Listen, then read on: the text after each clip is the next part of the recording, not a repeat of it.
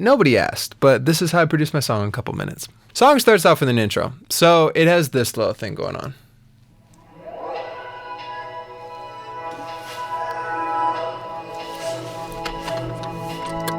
And so basically, I took this section, the synths here. I took these synths and then I just recorded them and then reversed them. So you get this. I think I also had this in. So that's fun. So I reversed all that. And then I took this mic, stood back there somewhere, probably about 10-ish feet away. And I recorded it through my monitors. So it gives it that like feeling of being in a room.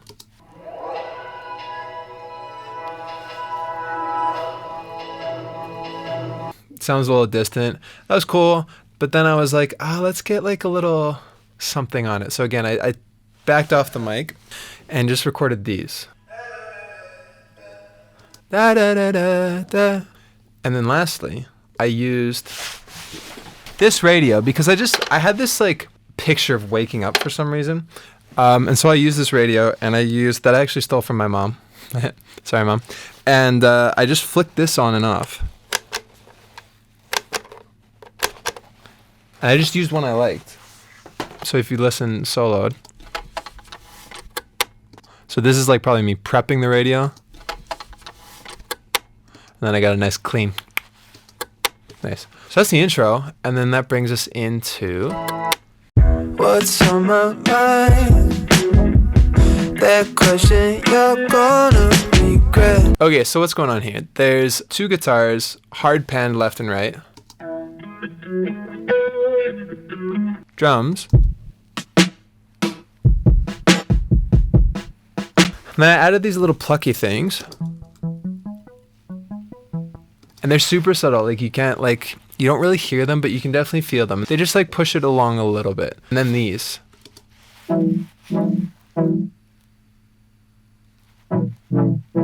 So that's my Juno. And yeah, they're just nice.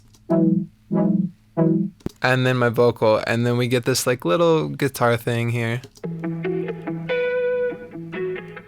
I basically just filtered it, saturated it, probably took the formant down a little bit and then pitched it up an octave, and so it just like doubles the guitar.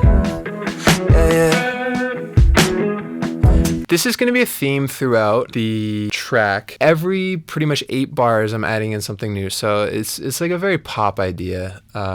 Every 8 bars something changes, something's added, a lot of things are taken away, something changes. In this case here, second half of the second verse, the drums get a little bit of a level up, so we have hats coming in. A little cowbell sound. 'Cause I've got a long, long list of shit. You might get bored just listening. And then we have like a few moments coming into the pre-chorus. We have all this going on. So what's happening there? We have this little thing. Little swell into light piano thing. Shit, you might get. And then doubled with this. So that when we get both, just a nice little. Shit, you might get bored just listening. And then we have this little thing which I really like. And that was just me being like, da da da da. And then we have a reverse piano note to take us into the chorus, super light. So that's cool, and it does take us into the into the pre-chorus rap. My head's up in outer space. So we have this little kind of esque thing happening when we get in there. And we're here. So there's a few things going on here. We have things like accenting the chord changes.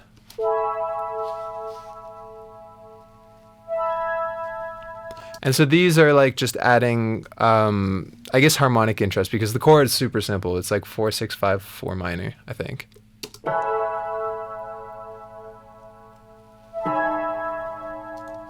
Have this.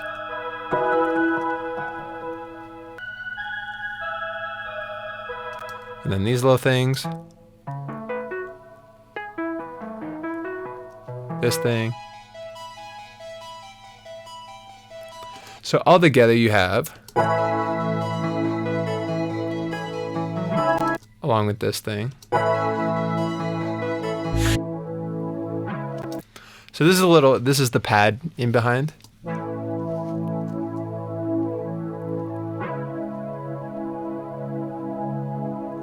This is again the Juno. I'm using Tal chorus on it. It's a free chorus, and it sounds amazing on everything, but especially synths.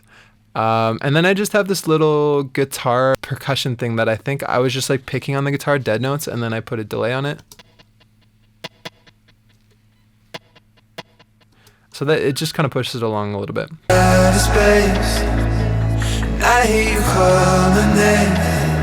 then I have like a sine bass happening.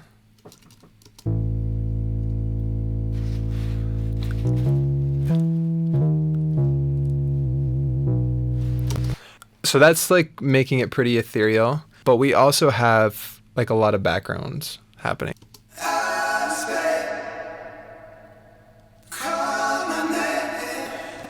This is a little thing I like to do. I'll cut off, if there's S's at the end of background vocals, I'll either cut them off or I won't sing them because you don't need a bunch of S's. You really only need the one from the main vocal. I hear you call my name. My words are about to break. Yeah, my words are about to break. So lots of like little interesting ear candy stuff. And then we have, when I say words are about to break, I took that and then I put a crazy delay on it and verbed it out, and then that transitions us into the chorus.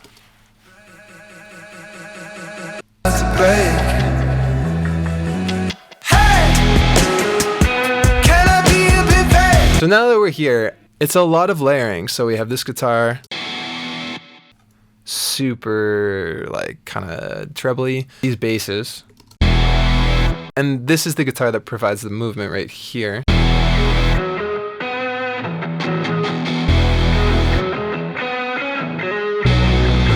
So these chord stabs are just like really providing the backbone of the song, but it would feel really boring if it weren't for this movement happening here. So if I take it out, can I be a bit vague? 'Cause I just don't know where to start on days. Yeah, it just has no life.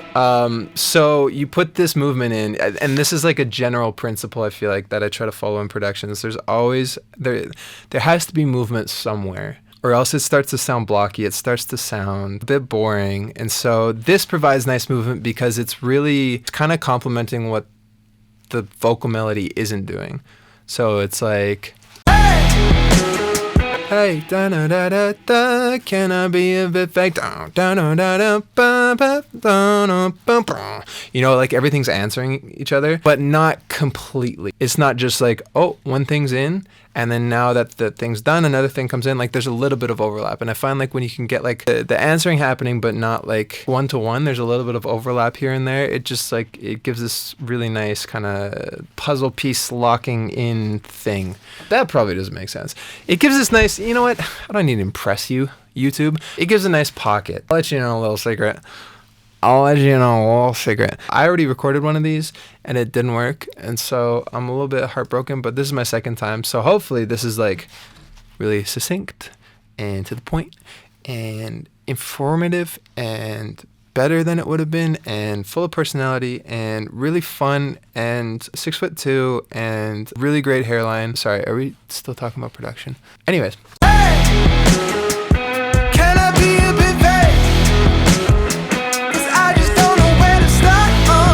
So here's one thing that I do.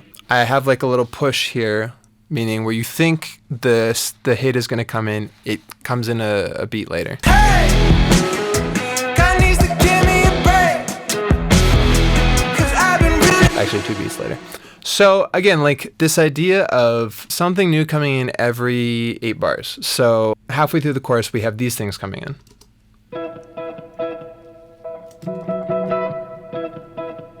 And they just help to push it along a little bit. Hey, God needs to give me a break. And you have this little cool cowbell thing. which I really love. So yeah, there's a lot of drums too, as you see I'm scrolling through. And when you're trying to create, like when you're trying to fill out frequencies, like I'm doing with these big stabs, I've got the bass, so that's obviously filling out the lows. I've got guitar, which is filling out the mids and high mids, I guess. So I always like to put something filling out the highs, and in this case I used like crash cymbals. And so you just get like a bigger impact from it. And the hey hits too, which is cool. Okay, then we're heading into the second verse. Oh wait, I forgot the best part of the chorus. These things.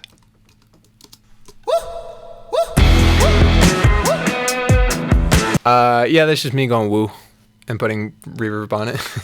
When we're coming out of the chorus, I just have this little guitar thing happening where basically I just played like harmonics and played them one at a time.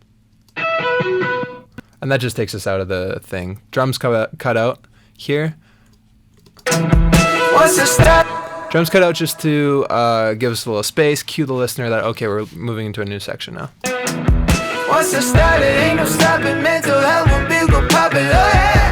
We have these guitars.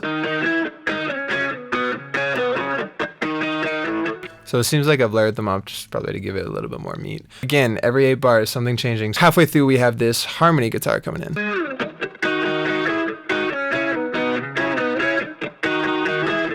On that idea of making contrast again, we have the hat. This that shit that killed the family, make me sleep the sound of night, coming in where the vocal isn't. So just like a little arrangement technique to kind of differentiate and accentuate the production when the vocal is kind of coming in and out. And so like for the vocal, I wanted to do this thing where it's like high vocal focused on the first half of the second verse and then low vocal focused on the second half. So we have this being the main vocal. Once I started, ain't no stopping mental. And then these being doubles. Once I started, ain't no stopping mental. So that the full sound is like this. Once I started, ain't no stopping mental. But then when we get into the second half of the verse, I switch it and have a low vocal be the focus. I don't really want to talk too quick, make you sick. And I have a lot more doubles coming in. So we have all these. I don't really want to talk too quick, make you sick, and be bitching in the summer like I'm so hard done by. And so you can see that like now it's low focused and it's just like another kind of contrast thing that felt good to me. And so when we get to that point, talk too quick, make you sick, and be bitching in the summer like I'm so hard done by. I know it's not. We have shots coming in, like mini shots. So the bass is kind of shooting. Does that make sense? Bass is doing shots.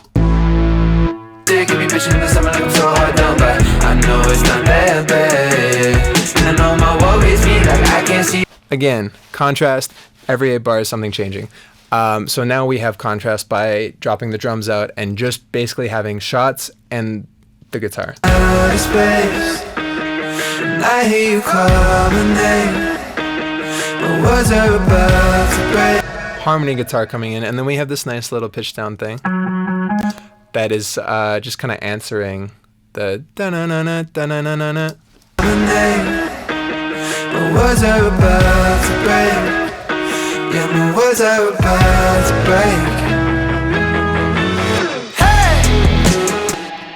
Just like a nice little ramp to take us in. So slides are always nice to kind of cue new sections too.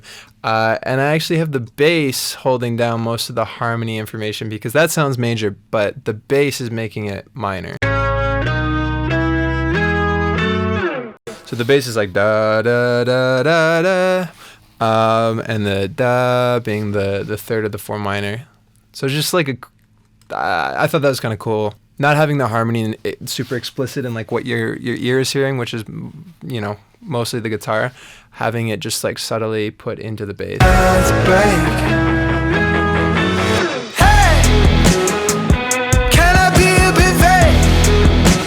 So now we're in the chorus, and it's pretty much the same as the first chorus. The only thing I've done to give it a bit of a lift is now this guitar has a buddy it has an octave double now. So now it sounds like this. And I also have this super subtle little like picky thing that's just pushing it along a little. Again, like not something you hear necessarily, but something you feel.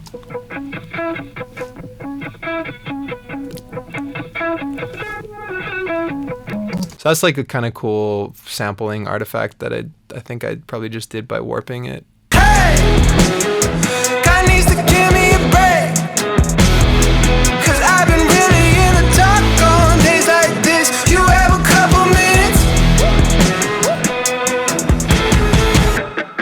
And so we have a few ramps going on there. That's super quiet.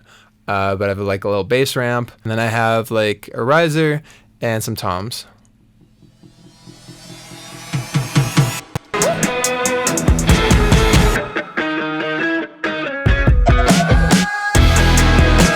Okay, so that's like a cool little section. Again, taking everything out.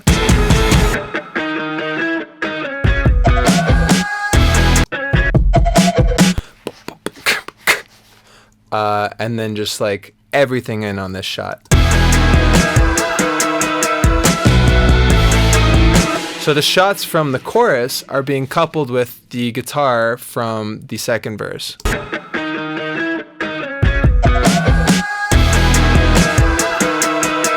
And this is kind of like a principle that holds true for most songs. If it works in the second verse, it's probably going to work as a bridge. If it works in the pre-chorus, it's probably going to work as a bridge. If it works in the chorus, it's probably going to work as a bridge. So you can pull things from different sections and create kind of like a different feeling section because you used something from everywhere. And so I kind of did a little bit of that. But we also have new stuff too. So we have this synth, which is one of my favorite sounds I've ever used. Not because it was like, it's not a crazy sound or anything. It just like was exactly what I wanted for this section. So it's just like a little alternating thing.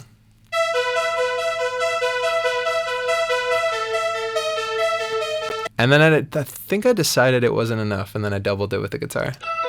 Yeah.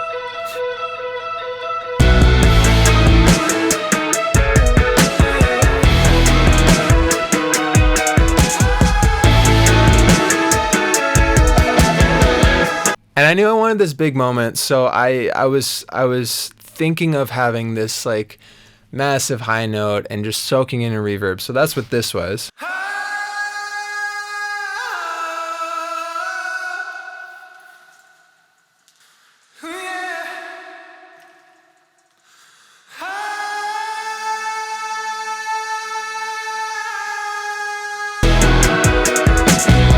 So that just glides above, and it gives it like a lot of energy. Like, check out with and without this. So here's with.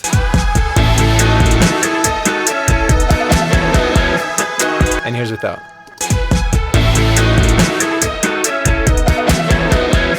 It like loses everything. And that's kind of a good reminder for me too, is like you need a bit of that human element in sometimes to really capture the energy. So then we just kind of go along.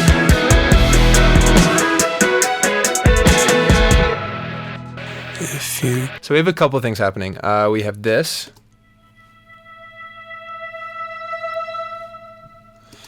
Which I think is just a reversed reverb tail that I then put reverb on again. And then we have the guitars kind of coming to this little like 4/5 moment. Da da da da da da da da. I guess not. It's not really dissonant, but it's not as dissonant as it would be because they're in different octaves. I just treated it like a sample and duplicated it. Because sometimes, I don't know, like treating it like a sample just sounds better. It's definitely quicker. And I think in this case, I wanted it to...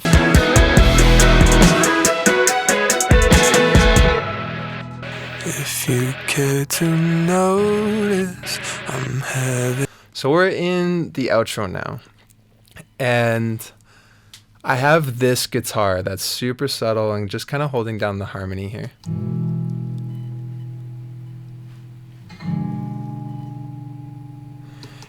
And I think I already brought this way up, but it's like really low in the mix. And then this is the main sample that's doing a lot of work. So 1,000 points if you recognize that from this. It's our old friend, the stutter. Full circle. So it's like me using the break that I did. Words are about to break. And so basically I took that, I layered 2 of them and made like a little bit of a chord. Da da da da da da. Da da da da da da. Da da da da da da. Da da da da da da. But now the acoustic guitar, the context of the chords is changing under it. So these first 4 are one chord, second 4 are another chord. These 8 are all the same chord. It's on the 2 and the 4. But then the acoustic is changing the context.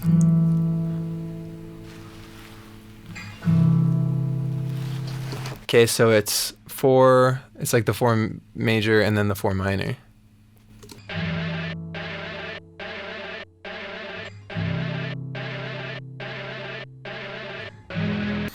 And then every 8 bars, true to form, we get a piano. From someone else, I might open slow.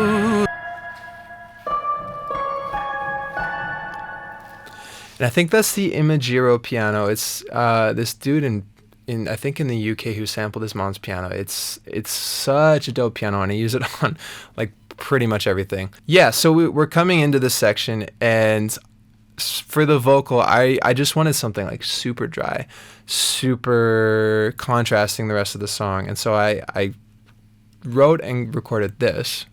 If you care to notice, I'm having a moment. And the nature of it is that I wanted it to be like super intimate. And so I was singing right on the mic.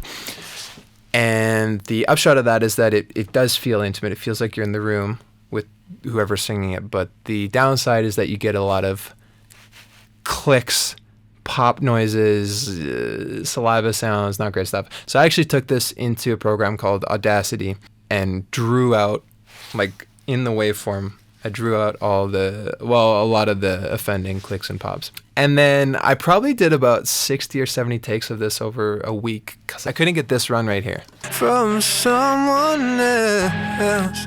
No, actually, that was a change I made, I think, because there was another run I was trying to do, and I got it once in the demo, but the rest of the demo wasn't good, and so I had to recut it, and I could not get it for the life of me. So this is a changed melody.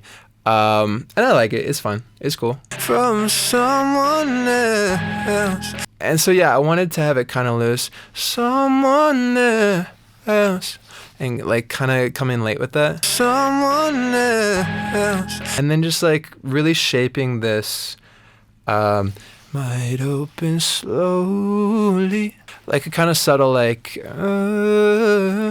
I might open slowly. And just being like really kind of specific with where and how I put my vibrato and kind of ramped it up and made it faster or slower in certain spots. Like consonants hold me. I guess I'm just hoping to it. So as a vocalist, like those are things that conscious choices that have to be made like all throughout the vocal. So for example, like I had vibrato, a little bit of vibrato on consonants hold me, consonants hold me, and then just completely straight on hoping.